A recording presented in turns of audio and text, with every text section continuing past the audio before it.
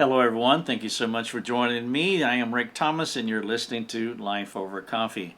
I had someone write in, and they asked me the question about writing. How do you write blog content? How can you write in such a way that you can get eyes on your content? You want to teach people, and they're asking me some of the mechanics of it, and maybe some of the philosophical ideas that are essential when you're thinking about building, maybe even building a ministry as a online blogger. It is something that is very common, whether it's a ministry or not. There are millions and millions of blogs out there. Everybody is a writer, and so they're asking the question, how to write well. Well, I want to devote this episode of Life Over Coffee to that question because it is a good one. It is something that is near to my heart. I have a few things that I want to share, both mechanically but also philosophically, and so I want to do that right now.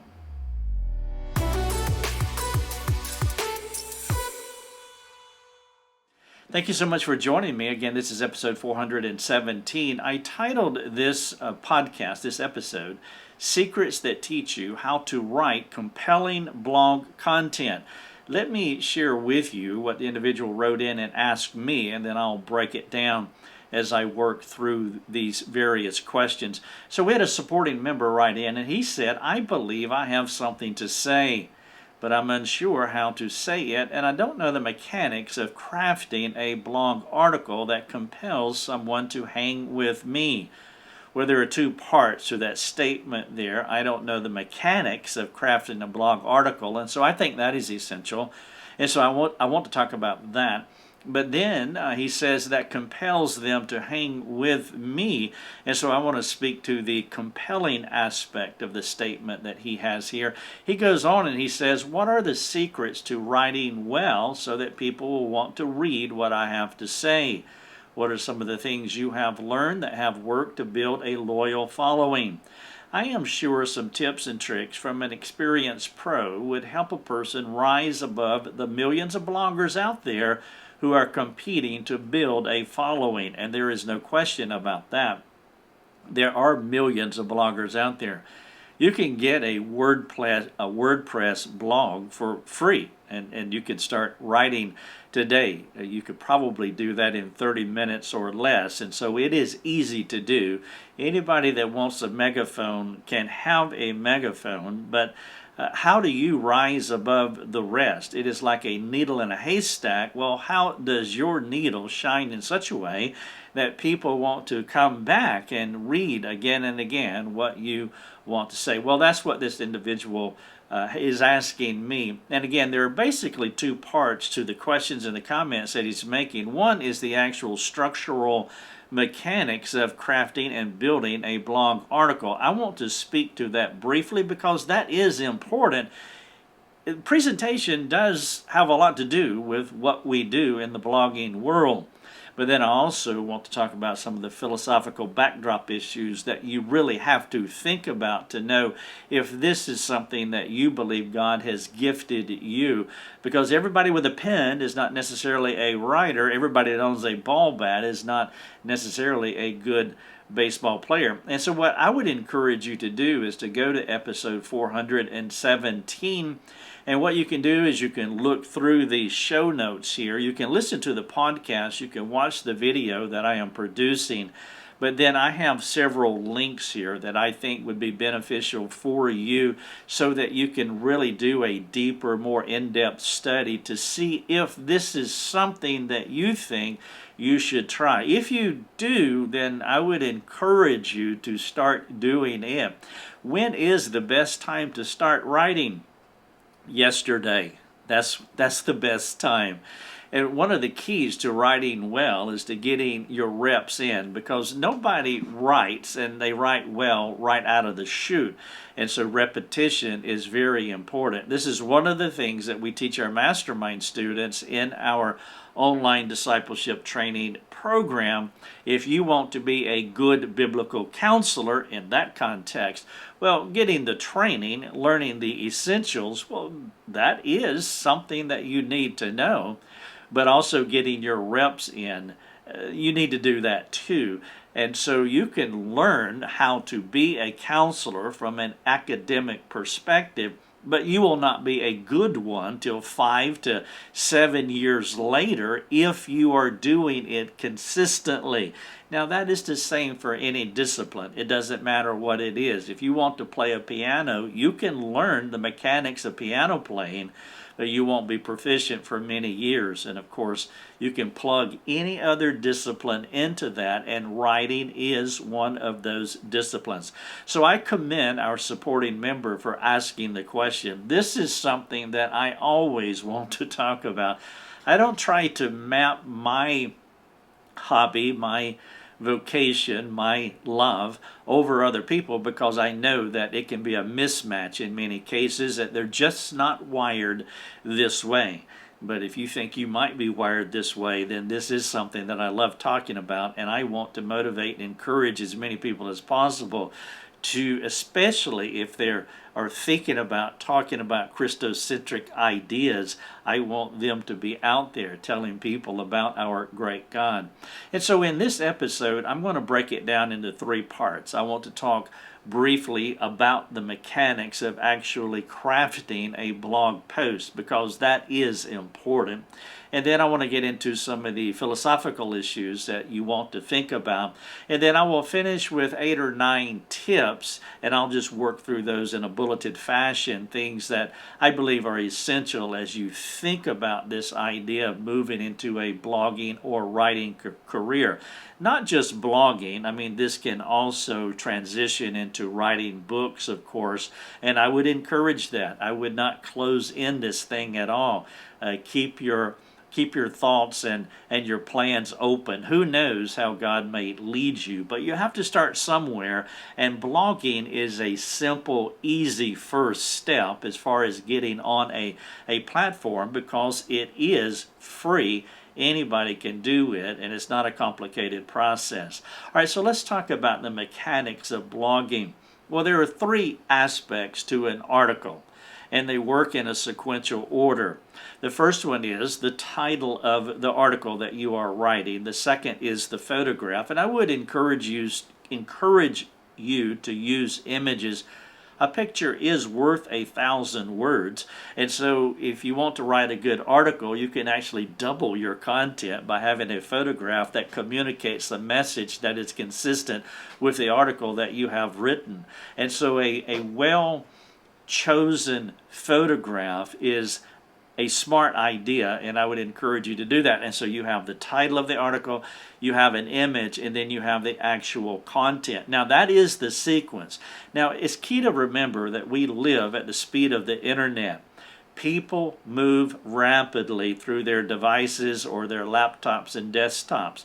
Think about you going through your Instagram account or your Facebook page or scrolling Twitter, for example. You do that rapidly, and so you only have a second or two to be able to capture somebody's eyeballs, and that's why you want to think through all 3 of these elements in sequence. Now the first one, let's say, is the title. Maybe they'll see the photograph first, but either way, the title needs to be compelling.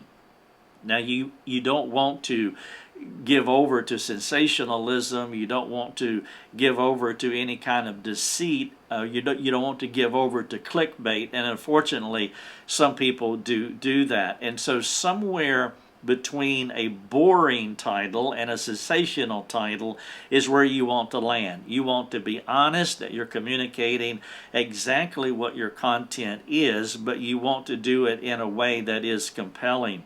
Now I have a link here to a headline analyzer that I use, and it has helped me. It has trained me over the years to know how to write a good headline, a good title. It weighs the emotional words that you use. It weighs keywords that are popular for the spiders on the web, the Google crawlers, and it gives you a grade on the title. And so it may be well worth your time to think about devoting to this headline analyzer. You can click on it. It's right here in episode 417. Or you can find, there's other headline analyzers out there. I use the one here, and you're welcome to do that. And just practice writing headlines, staying within those two ditches. I don't want to be boring, but I want to maintain my integrity, and so I don't want to go clickbaity or be overly sensational. And so the title does matter. Use a headline analyzer if you're not good at it, and most of us aren't, and it can train you. And then the second thing is the photograph. Again, worth 1,000 words. And so you want to have a photograph, and there's several things to consider. One, I recommend that you own the photograph. I use the Pro account for Canva. I do it so that we can own the photograph. There's not a photograph on our website that we don't own. Now, the reason for that is some people will just go and grab a photograph, like say off Flickr. Well, there are people that put photographs on certain platforms like Flickr, hoping that you will use it and not give them attribution. And then you might get a letter from an attorney where you're being sued for using a photograph that you did not appropriately attribute. And so I have just decided years ago that what I will do is just own the photograph outright, so I don't have to worry about that.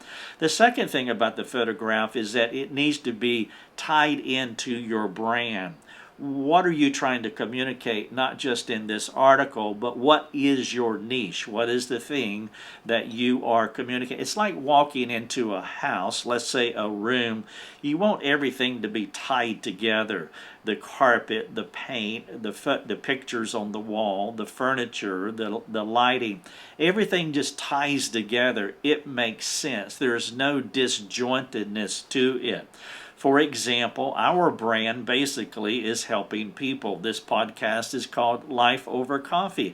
And so it is a relational ministry. That's what we have. Therefore, we do not have any computer-generated, photoshopped photographs on our website at all, zero. And again, there's nothing necessarily wrong with those types of photographs, but that does not tie into our ministry when you think about your, as I illustrated, with your home decor. And so when you walk into our ministry, whether you see a title or see a photograph or read the content, and it doesn't matter what room you go into, every room, it just makes sense because everything communicates a similar message. And so you want to think through, what are you about? What's the thing that you are trying to communicate? What kind of audience you are looking for?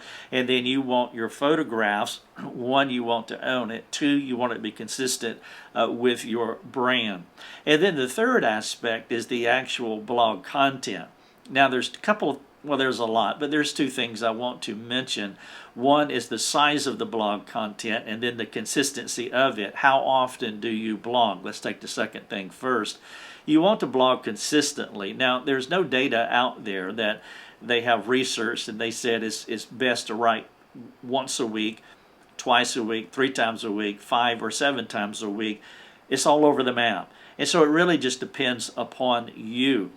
The key is that you are consistent. Think about bloggers that you like to read or podcasts that you like to listen to. You know their pace. You know their sequencing.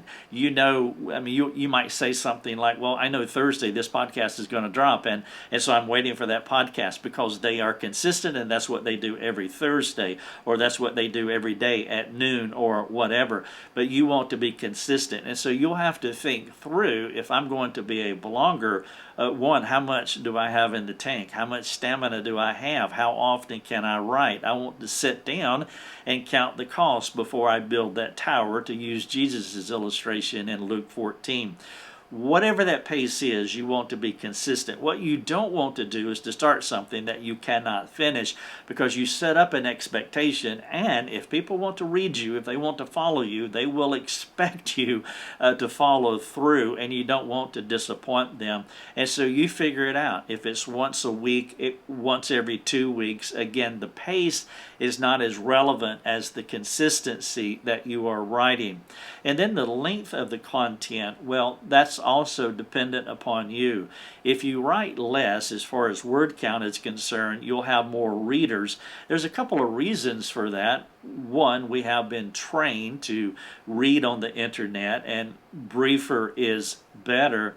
And then two, it's also physically easier because most people read on their devices like a mobile phone, and it's not like reading a book.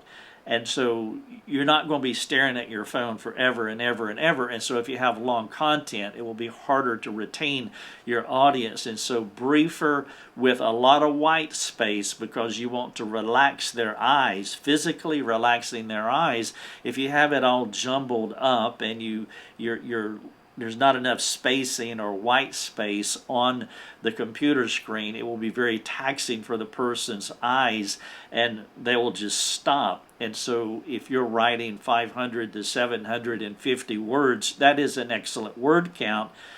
But with that being said, I don't write that way. I write 2,000 word articles, a little bit more. And the reason that I do that is because I am writing to leaders. When I first started blogging many years ago, I wrote brief, like 500 words, and I had an audience, but it was a drive-by audience that was just reading the way people would read a Twitter screen or read quotes, and they're just moving through Facebook, so to speak. And it really wasn't developing anything. It wasn't adding value. It was just making more noise and taking up time for them and me. And so as I began to think about that, I wanted to change my demographic. And so I began to write longer articles, because the demographic going from, I'll just put it this way, instead of writing to counselees who wanted a quick flyby snippet of something of 500 words, I wanted to write to counselors. I wanted to write to leaders, pastors, small group leaders, disciple makers, people who want to come alongside other people. Therefore, I wanted to write more complex articles that presented the problem and the solution and a call to action, and really gave them some direction. And so it was more like the Psalms, where David would write, and here's my problem and here's the solution. And so 2,000 words was a good length for me, and so that's why I do write those type articles for the most part.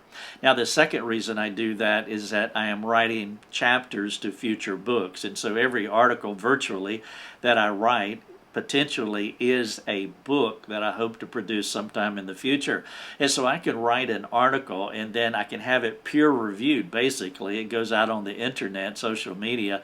People critique it, people give me comments, people give me feedback, and that helps me to be able to refine it. So in a sense, I am helping them by writing what I think is good quality content, but they are helping me by their feedback that I receive, so that if that article eventually makes it to a book, which several of them have, well, it's been peer reviewed, and so it's been vetted of sorts. So those are the two reasons that I write 2,000 words, but briefer would be better.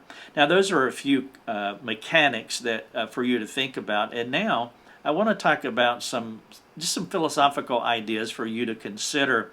And I'll mention three of those. And the first one is, are you interesting? And this is important.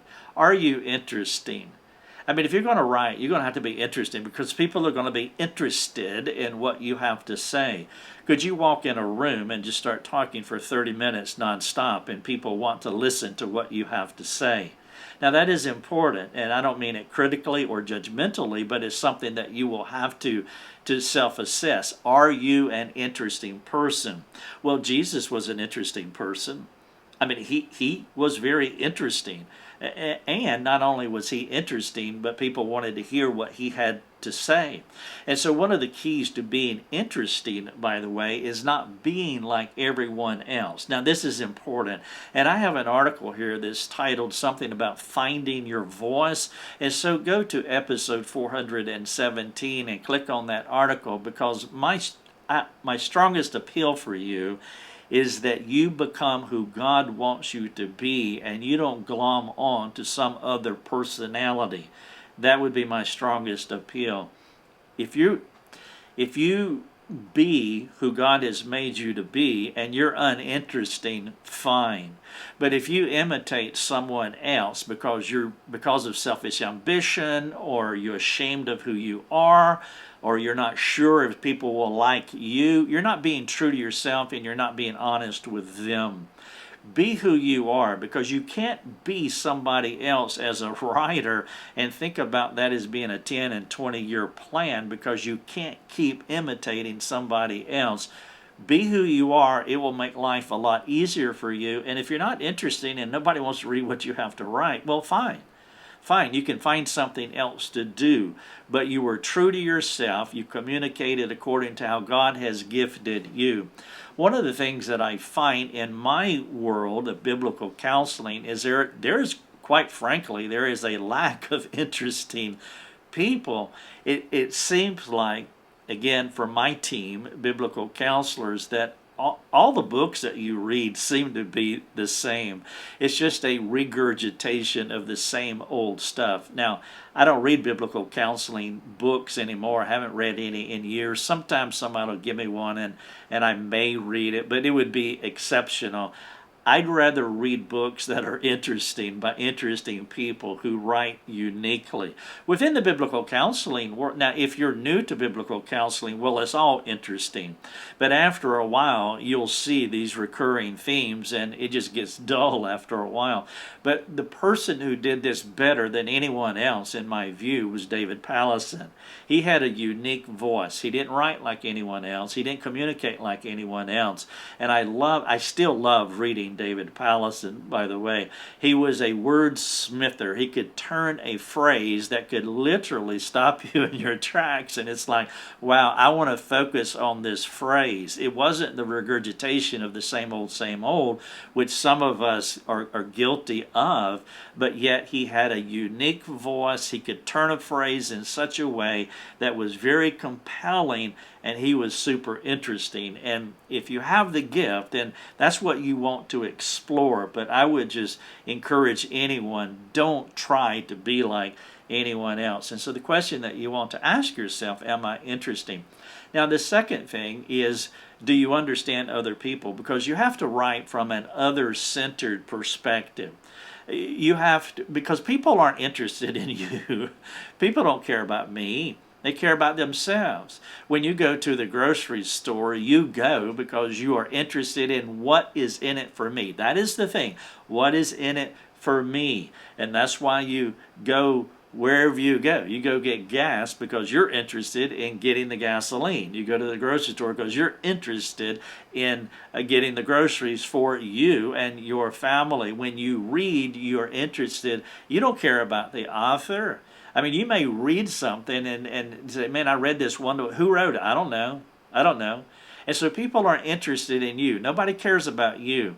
And it's important to know that. And therefore, what you want to do is you want to put yourself in the mind of the other person, and you want to write to them, not to you. You cannot write to yourself. You want to write to them, and that is very important. Jesus had a way of communicating that resonated with his audience. Think about it like in the selfie world. You go on social media, people are showing all of these pictures of themselves. Who cares? I don't care about them. I don't care about you. I don't care about your photographs. I care about me. Well, when people come to read whatever it is that you have to write, it's because they're interested in themselves. And so asking God to give you the insight into the mind of another person so that you can create in such a way that it resonates with them. It's like, yeah, you're reading my mail. That's what you want. Wow, that spoke to me. That's what you want. And if they're saying things like that spoke to me, or you're reading my mail, or do you have cameras in my house because that sounds like my life, well, then you have the gift of writing in such a way that's very compelling, and that will be interesting. And so I'm asking you, do you understand other people? And do you write in an other-centered way? This is episode 417, Secrets that Teach You How to Write Compelling Blog Content. I want to wrap up by giving you 9 quick tips And again, what I have here is not an exhaustive treatment on writing blog content, but I hope it will be motivational. The first thing is that you need to know your purpose, and you need to do that one thing well.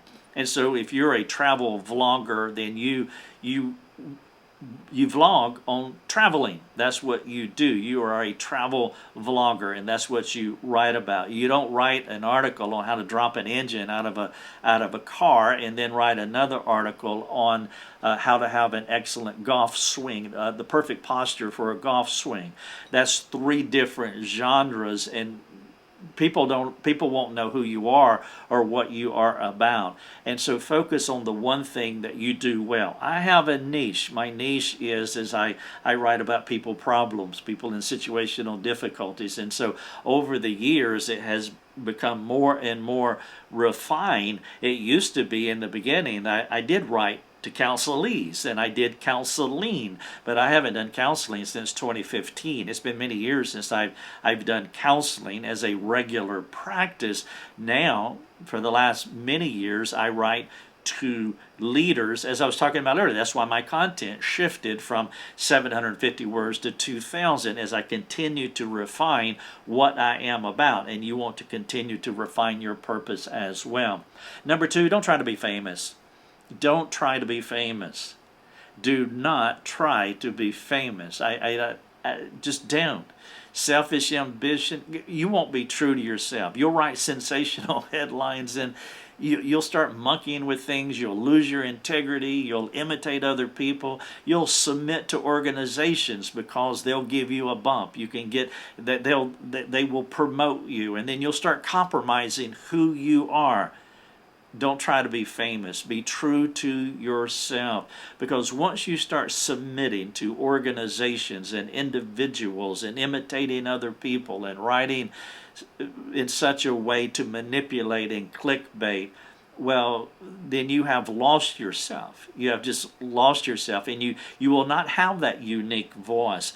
To be unique, you have to stand and fall according to who God has made you. Don't try to be famous. Number three, read all the time. Read all the time. Number four, read people who write well, whether they're in your genre or not. Study their wordsmithing and their phrase turning. Number five, follow those who are doing it well. Again, whether they're in your niche or not, follow those who are blogging well. Follow those who are building a business or a ministry well. I follow a lot of secular people who have nothing to do with what I do, but there is a parallel track here, and so follow those who are doing it well. Write all the time, even if you never publish. I started writing daily in 1994, and so we're bumping 30 years now, and so I would encourage you to write all the time, not necessarily with publishing in mind, but just write, do the physical work, getting your reps in, and also think as a writer. One of the keys to writing well is spending time in reflection. You can't write well if you're not an introspective, reflecting person, and so you want to spend time reflecting. Honestly, I spend more time reflecting than I do writing. It takes longer to noodle on something than it does to do the actual writing. And so number 6, write all the time. Number 7, be reflective. Number 8, don't write like anyone else. I've already talked about. Number 9, be consistent, as I've talked about as well when publishing blogs, because you want to create an expectation. And then finally, number 10, I have some embedded links here, and I would encourage you to take advantage of the links, especially the one I was talking about earlier about finding your voice to be the person that God wants you to be. I have another one here titled 2 Reasons Why You Should Start Writing Today, and then there's another here as well as other links. And so I would just encourage you to step out there and just start doing it. It is a phenomenal thing, but I know it's not for everybody. If you're one of our supporting members, by the way, I would encourage you to jump on our forums, and if you want to talk more through this, I mean, we would love to try to offer more advice and guidance if we can, and that would be a privilege to do that. I want to motivate you in any way that we possibly can. This is episode 417, Secrets that Teach You How to Write Compelling Blog Content.